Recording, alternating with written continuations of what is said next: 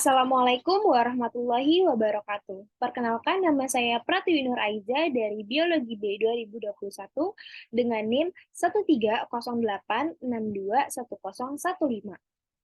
Yang pada kesempatan kali ini akan mempresentasikan hasil kerja saya untuk memenuhi nilai dari mata kuliah Psikologi yang berjudul Spirogyra SP.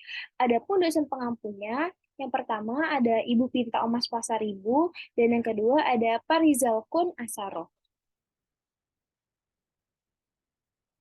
Nah, selanjutnya ada taksonomi dari Spirogyra SP.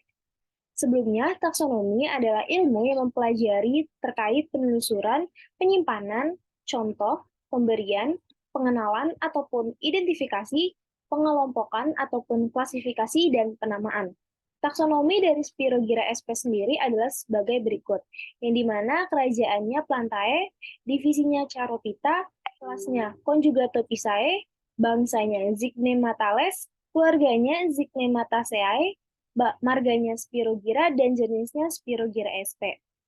Hal ini bersumber dari www.itis.gov. Nah, selanjutnya ada deskripsi karakteristik. Spirogyra merupakan genggam hijau yang berbentuk filamen yang tidak bercabang dan memiliki pigmen utamanya yaitu klorofil. Spirogyra memiliki sel eukariotik dan mampu berfotosintesis. Panjang tubuh dari Spirogyra SP sendiri mencapai 1 kaki atau sekitar 30,48 cm, di mana filamen yang tersusun oleh protoplasma yang transparan dan setiap sel memiliki sekitar 1 atau lebih kloroplas yang berbentuk spiral. Kloroplas yang berbentuk pita terdapat pirenoid yang dikelilingi oleh butiran tepung. Spirogyra SP memiliki ciri-ciri di antaranya kloroplasnya berbentuk spiral atau jala, koloninya berbentuk benang atau filamen, tubuhnya tidak bercabang, berwarna hijau dengan sel-sel silinder ditempatkan ujung ke ujung. Selanjutnya ada habitat dari Spirogyra SP. Spirogyra adalah ganggang hijau yang mengambang bebas pada air tawar.